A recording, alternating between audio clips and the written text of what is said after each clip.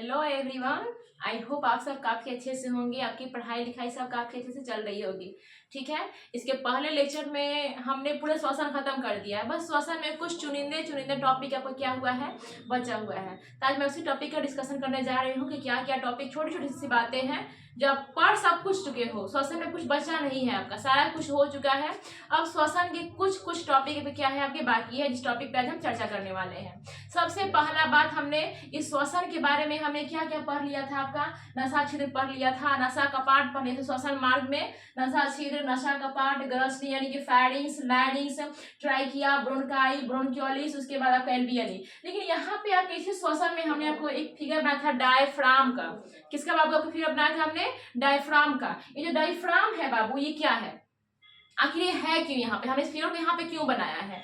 तो देखो, डायफ्राम जो है ना बाबू, आपको सांस, अगर डायफ्राम आपका पिचकेगा ना, आपका डायफ्राम जैसे आपका कैसा होता है, एक मांस की संरचना होती है जो संयोजी ऊतक की बनी होती है।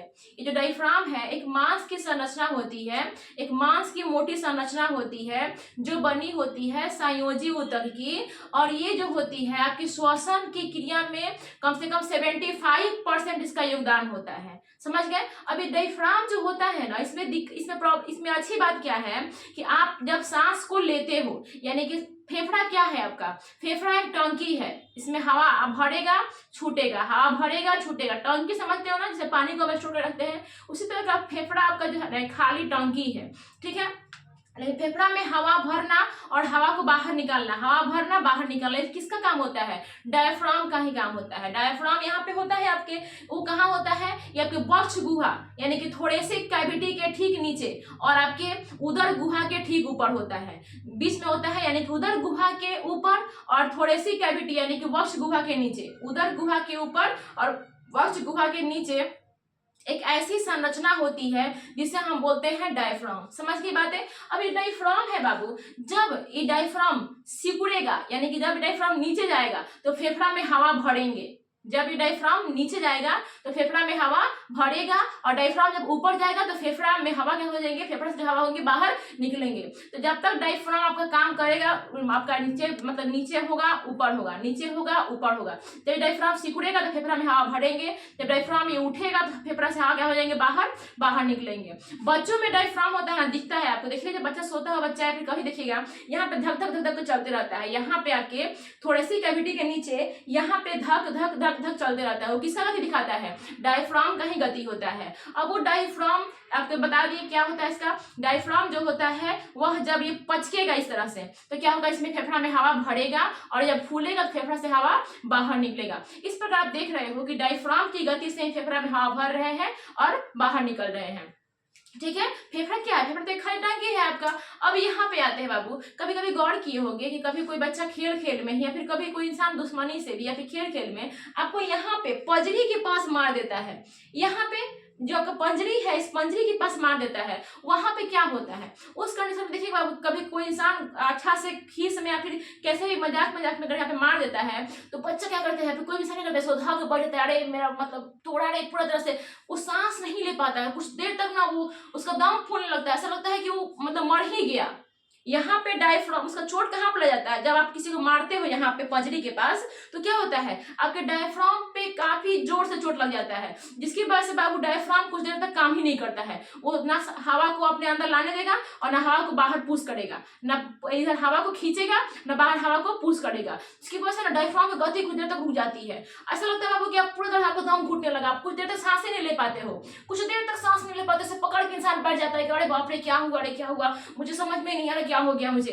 तो उस समय क्या होता है, आपका डायफ्राम जो होता है ना कुछ देर के लिए काम ही नहीं कर पाता है। तो आप समझ गए ना अब कि यहाँ पे अगर चोट लगता है तो आपको सांसें क्यों कुछ देर के लिए रुक जाती है, ऐसा लगता है कि आप सांसें नहीं ले पा रहे हो, कुछ देर तक आपको लगता है सांस आपका टनाया हुआ है, ऊपर का ऊपर नीचे का नीचे सांस नहीं है। ठीक है ना, तो डायफ्राम क्या करता है, आपके फेफड़ा तो खाली टंकी है, उस फेफड़ा में हवा को भरने के लिए डायफ्राम नीचे जाएगा और फेफड़ा से हवा को पुश करने के लिए ऊपर की ओर डायफ्राम का जाएगा बाबू, ऊपर जाएगा। ये प्रक्रिया निरंतर चलती रहती है, ऊपर नीचे ऊपर नीचे ऊपर नीचे, ये प्रक्रिया आपकी निरंतर चलती रहती है है और जिससे आप सांस ले पाते हो, सांस छोड़ पाते हो। ये बात कोई दिक्कत में, किसी प्रकार कोई दिक्कत नहीं होगा। लेकिन गर्भवती जो महिला होती है बाबू, जो भी गर्भवती महिला होती हैं, उनके यूट्रस में क्या होते हैं, बच्चे होते हैं। और बच्चे होने के बाद से यहाँ तक उनका जो पेट होता है, क्या होता है बाबू, उनके पेट में बच्चे यहाँ तक हो जाते हैं पूरी तरह से। अब उसके बाद से उस समय गर्भवती महिला में जो डायफ्राम होता है ना, वो अच्छे से मतलब काम नहीं कर पाता है, उतना अच्छा काम नहीं कर पाता है। तो गर्भवती महिला में क्या फूलता पिचकता है, उनका जो ये आपका पसली जो होती है ना, रिब्स, वो रिब्स से क्या फूलना पिचकना, फूलना पिचकना, फूलना पिचकना, फूलना पिचकना। उसके बाद से गर्भवती महिला अपना सांस लेती, ऐसा नहीं थी कि गर्भवती महिला सांस नहीं लेती है, सांस लेती है, उनमें भी श्वसन क्रिया होती है, सांस लेना छोड़ना सब कुछ होती है। लेकिन वो काम कहाँ से होती है, वहाँ पर डायफ्राम महत्वपूर्ण भूमिका नहीं निभाता है सांस में, वहां पे आ जाता है आपका रिब्स। अब क्या होता है बाबू कि जब भी कभी आप बैठे हो या फिर गर्भवती महिला कहीं गिर जाती है, अगर उसके रिब्स टूट गए ना, तो महिला नहीं बचेगी, महिला तो मरेगी ही मरेगी, साथ ही साथ उसका बच्चा भी उसमें मर जाएगा। कोई डाउट इसमें नहीं। इसी प्रकार आप देखते होंगे अब जो सरकार हमारे गवर्नमेंट है, हमको हर बात का टेस्ट लगाती है कि आप सीट बेल्ट लगाइए। उसको क्या पड़ा है आपकी जिंदगी से, लेकिन हाँ उसको जिंदगी से पड़ी है, वो आपकी जिंदगी के लिए कहता है कि आप सीट बेल्ट लगाइए। आप सीट बेल्ट नहीं लगाओगे तो क्या होगा, एक तो आपके यहाँ पे स्टर्नम होती है, दो रिब्स के बीच में एक हड्डी होती है, इसे बोलते हैं स्टर्नम। दूसरा आपका होता है रिब्स होती है, रिब्स के अंदर ही आपका फेफड़ा होता है, आपका दिल होता है, सही पार्ट्स जो इंपॉर्टेंट पार्ट है, जो आपका चलना और रुकना, अगर चलना बंद कर दे तो आप मर जाओगे, आप जिंदा नहीं रहोगे। फेफड़ा कार्य करना बंद कर दे मर जाओगे, दिल धड़कना छोड़ दे आप मर जाओगे। ठीक है, तो ये सारा बात आपको पता है। तो जो आपका गवर्नमेंट होती है आपको सीट बेल्ट लगाने के लिए क्यों कहती है, आपके सेफ्टी के लिए, क्योंकि आप गाड़ी चला रहे हो, अचानक आपके सामने मतलब कुछ ऐसा घटना घटी जिसकी वजह से आप ब्रेक लगाए, जैसे ब्रेक लगाए बाबू क्या होगा, आगे की तरफ झुकोगे, जैसे ही ब्रेक लगाओगे आगे की तरफ झुकोगे, तो आगे की तरफ जब झुकोगे बाबू तो क्या होगा, आपका सारा चोट आपकी थोड़ी सी कैविटी के ऊपर आएंगे। जब आपकी थोड़ी सी कैविटी के ऊपर चोट आएगी, गलती से भी आपका स्टर्नम या फिर रिब्स या फिर आपका जो डायफ्राम टूट गया, आप मर जाओगे। आप देखते होंगे बाबू एक्सीडेंट के समय आप इस चीज को गौर किया होगा कि इंसान का ना कुछ टूटा, ना कुछ फूटा, ना कुछ कोई प्रॉब्लम उसके साथ हुआ, फिर भी वो इंसान मर गया, नहीं कहीं से खून निकल रहा है, नहीं कुछ हुआ है। अरे उस इंसान को चोट आई है, और चोट आई कहाँ पे है, या तो उसका डायफ्राम टूट गया होगा, या तो डायफ्राम टूट जाने पर इंसान नहीं जिंदा रहेगा। कैसे जिंदा रहेगा, वो ना सांस लेगा ना सांस छोड़ेगा, जिंदा कैसे रहेगा, वो तो मर जाएगा ना। आपका रिब्स टूट जाएगा, जब रिब्स टूट जाएगा तो फेफड़ा सा हिरण छिटाने लगेगा चारों बगल, आपका रिब्स टूट जाएगा तो फेफड़ा एक जगह पे सिक्योर नहीं रहेगा। या फिर आपका सांस लेते तो क्या होता है, रिब्स फूलता है पिचकता है, फूलता है पिचकता है, फूलता है पिचकता है। तो आप सांस नहीं लोगे बाबू, आप सांस नहीं लोगे, सांस नहीं छोड़ोगे तो आप मर जाओगे। आपको पता है ना, दिल धड़केगा नहीं, यानी कि दिल आपका ब्लड को सर्कुलेट नहीं करेगा, चारों बगल पंप नहीं करेगा, तो बॉडी में ऊर्जा नहीं मिलेगी, जिसकी वजह से भी आपकी मृत्यु हो जाएगी। समझ गए, तो ये सारी बातें आपको पता है कि आपको जो भी गवर्नमेंट होती है आपको सीट बेल्ट लगाने के लिए क्यों कहती है। सीट बेल्ट आपके लिए काफी सेफ्टी होता है। आप सीट बेल्ट को खींच के लगा लोगे यहाँ पे, तो उसमें क्या होता है, जब अचानक आपके सामने जब गाड़ी ब्रेक मारेगी ना, तो आप सीट बेल्ट की वजह से आप ज्यादा इधर आगे नहीं झुकोगे, आप पीछे ही रह जाओगे, क्योंकि सीट बेल्ट काफी टाइट हो जाएगा वहां पे, और आप बच सकते हो। यानी कि आपको अंदरूनी तो कम से कम जो मेन पार्ट्स है, बॉडी है, ऑर्गन है, जैसे स्टर्नम हो गया, आपका रिब्स हो गया, आपका डायफ्राम हो गया, कम से कम वो तो बच जाएंगे। हाथ पैर टूटेगा तो अब ठीक हो सकता है, लेकिन ये सब पार्ट में थोड़ी सी खर्च आएगी ना, आप मर जाओगे, नहीं जियोगे। इसी वजह से सरकार क्या करती है, आपकी सेफ्टी के लिए हर गाड़ी में सीट बेल्ट लगाती है। हालांकि बाबू गाड़ी में आपको सीट बेल्ट अभी तो सरकार आगे ही देती है, लेकिन सीट बेल्ट आपके आगे पीछे सभी जगह यात्रियों को बैठने के लिए हर जगह पे होनी चाहिए। सीट बेल्ट काफी इंपॉर्टेंट है, सीट बेल्ट काफी अच्छी चीजें है। ठीक है, तो ये बात आपने समझ गया कि डायफ्राम क्या होता है। वही बात हमने यहाँ पे लिखा है कि डायफ्राम होता क्या है। ठीक है, तो डायफ्राम क्या होता है बाबू, यह वक्ष गुहा के ठीक नीचे था उदर गुहा के ऊपर पाया जाता है। समझ गया, यह संयोजी यानी कनेक्टिव टिश्यू, तो याद करो बाबू हमने पढ़ाया था, रक्त भी क्या है आपका, रक्त एक तरह संयोजी ऊतक है, याद करो क्लास 9 में हमने पढ़ाया था। आपका बोन भी क्या है, संयोजी ऊतक है, हड्डी भी क्या है आपका, संयोजी ऊतक ही है। अब देखिए श्वसन में यह 75% योगदान करता है। ठीक है, बस समझा दिया आपको हम। गर्भवती महिलाओं में श्वसन में डायफ्राम महत्वपूर्ण भूमिका नहीं निभाती है। डायफ्राम टूट जाने पर व्यक्ति की मृत्यु निश्चित है। डायफ्राम ही नहीं बाबू, आपका रिब्स हो गया, आपका स्टर्नम हो गया, सब पार्ट अगर मेन पार्ट का बचा लिए बाबू एक्सीडेंट के समय, तो आपका जीना तय है, यानी कि आप जी सकते हो, आपको बचाया जा सकता है। लेकिन यही सब मेन पार्ट, आपका सर फूट गया, सर में यहाँ पे कहीं फूट गए, तो आपको बचाया नहीं जा सकता है।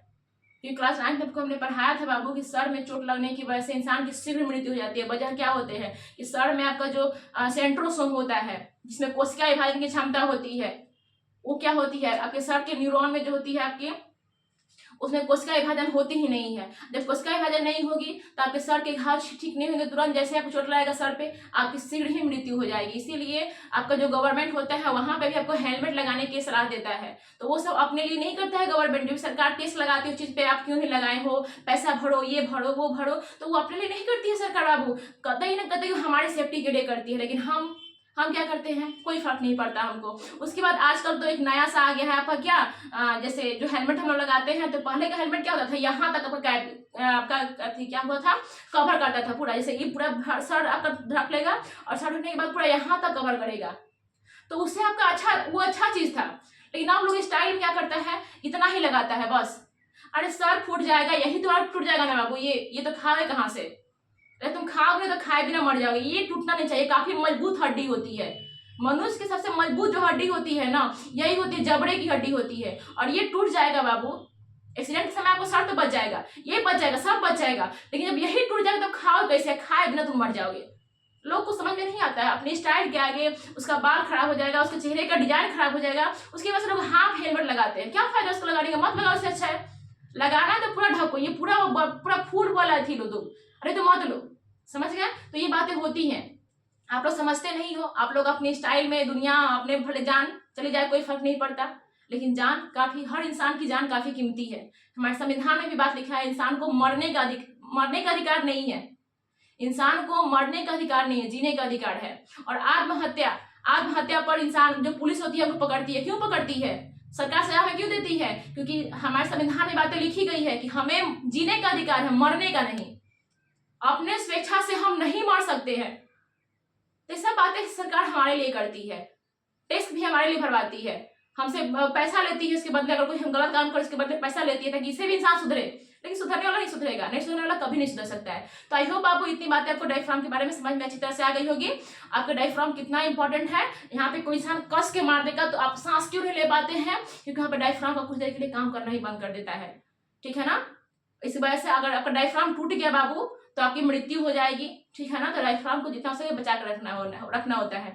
गर्भवती महिला में डायफ्राम की जगह कौन लेता है, रिब्स ले लेता है। उस समय गर्भवती जब महिला होती है उस समय उसका रिब्स क्या होते हैं, फूलेगा पिचकेगा, फेफड़ा में हवा भरेंगे बाहर निकलेंगे, हवा भरेंगे बाहर निकलेंगे। और उसका सहयोग कौन करता है, रिब्स करता है, आपका जो पसलियां होती हैं वो करता है, ठीक है। तो ये बात आप अच्छी तरह से समझ गए होंगे, पूरा आपका डायफ्राम खत्म हो गया। बस 2 टॉपिक और बचा हुआ है, देखते हैं इसके नेक्स्ट वीडियो में। चलिए, थैंक यू।